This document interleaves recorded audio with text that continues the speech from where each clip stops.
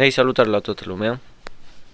După cum bine știți, acest video este un fel de jurnal video pe care încerc să arăt anumite activități de la fermă. Scopul meu este să devin sustenabil, să am o fermă sustenabilă, să am multă mâncare, să produc multă mâncare, multe vegetale, să și construiesc natural, să fie în armonie cu natura, să nu poluez pe cât posibil, să mănânc sănătos, să am o viață sănătoasă, să am o viață sănătoasă alături de oameni frumoși, de relații sănătoase. Vreau să ajut oamenii, vreau să construiesc o fermă pentru oameni, cu oameni și despre oameni. De-aia încerc să fiu sustenabil, de-aia iubesc oamenii, iubesc planeta, iubesc plantele, animalele și cam ăsta e scopul meu în viață. Dar pe lângă asta apreciez și tehnologia, o văd ca un tool.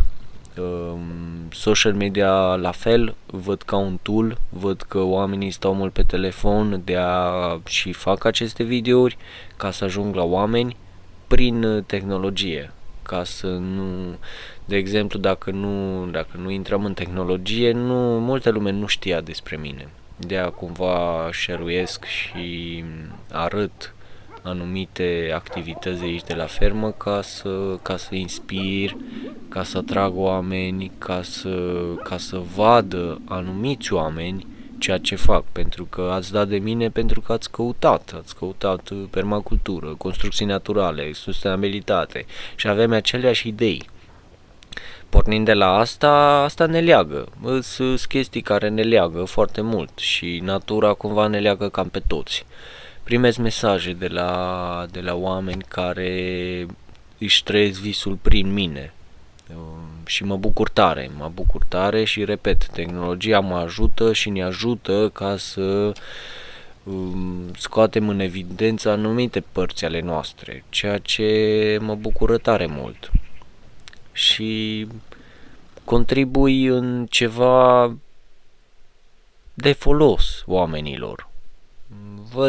Văd și eu prin social media, mai răsfoiesc câteodată și când răsfoiam mai de mult, vedeam content care nu-mi plăcea, vedeam content care nu ar fi trebuit să fie la locul lui. Și pentru asta m-a făcut și m-a motivat ca să fac și eu content, ca să fiu cumva diferit. Și vă invit și pe voi să faceți content despre ceea ce vă place, ceea ce vă pasionează.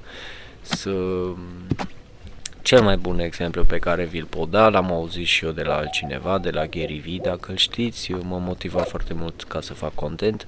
Spunea așa: dacă ești o femeie care are copii și care are și job și lucrează foarte mult, dar când vine acasă la ora 9-10, îi place enorm de mult să facă gogoși. Atât de mult încât oricât de obosit ar fi femeia respectivă, face gogoși, face cu drag, face cu pasiune, face că îi place. Pentru asta, tehnologia ne ajută ca să creezi content despre acele gogoși. Deci, efectiv, tu faci acel lucru pentru că te pasionează și îți place atât de mult încât poți să-l și filmezi. Nu te interesează câte view-uri ai, nu te interesează câte comenturi, câte like-uri, cine se uită, cine nu se uită. Ideea e că tu filmezi pentru că ție îți place să faci gogoșile alea.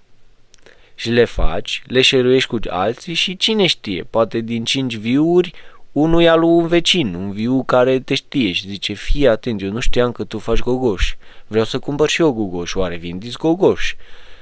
Păi nu mă gândeam să vând, dar uite că pot să-ți vând și ție niște gogoși, că îmi plac foarte mult să-i fac. Deci e o povestioară care sper să vă inspire ca să faceți și voi chestia asta. Exemplu îl aveți de față pe mine. Eu oricum fac o fermă sustenabilă. Eu doar și filmez ceea ce fac aici.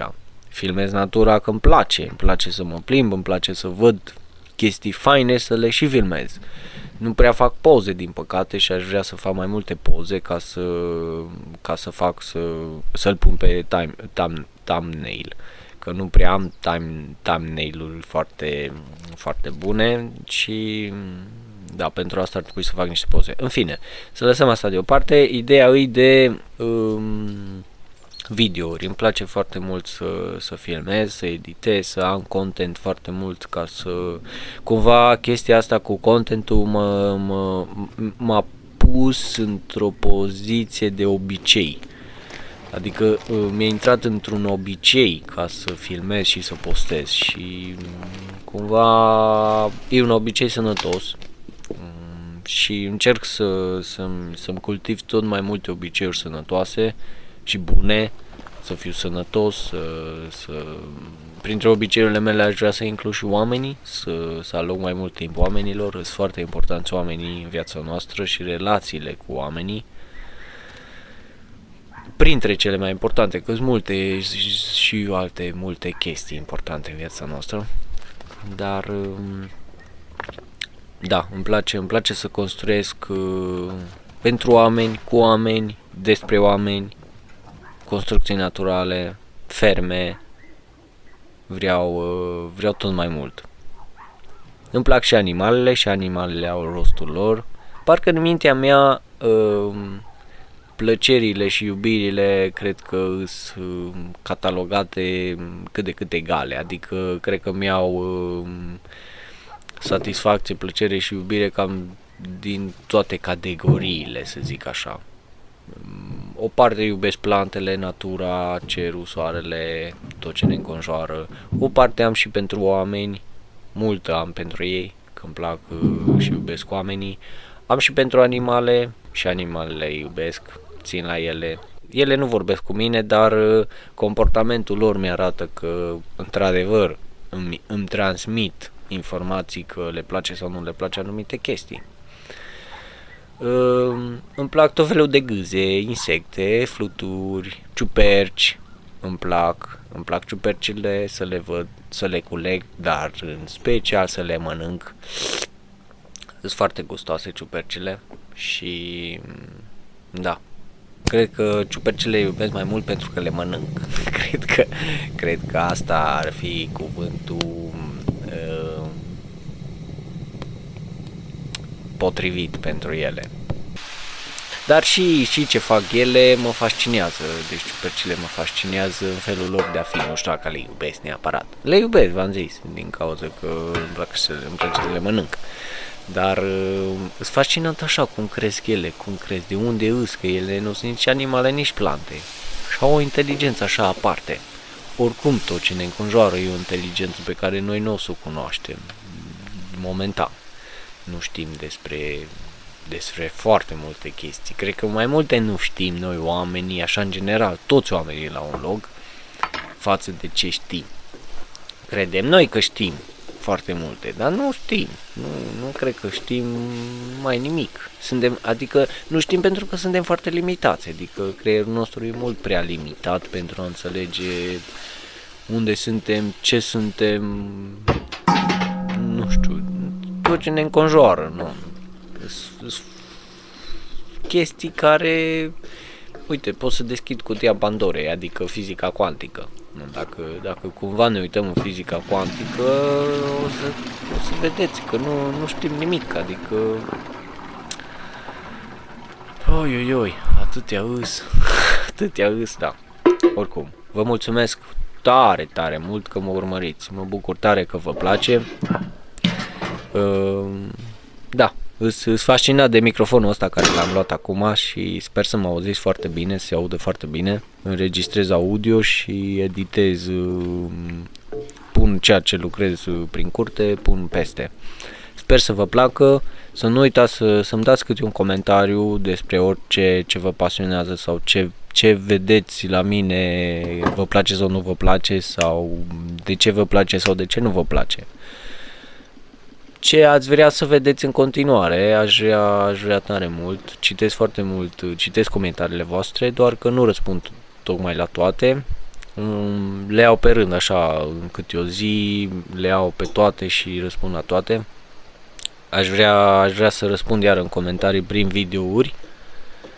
Da, vă urez o zi productivă, să vă apucați de social media, să creați content, că e foarte important pentru voi, e ca un portofoliu.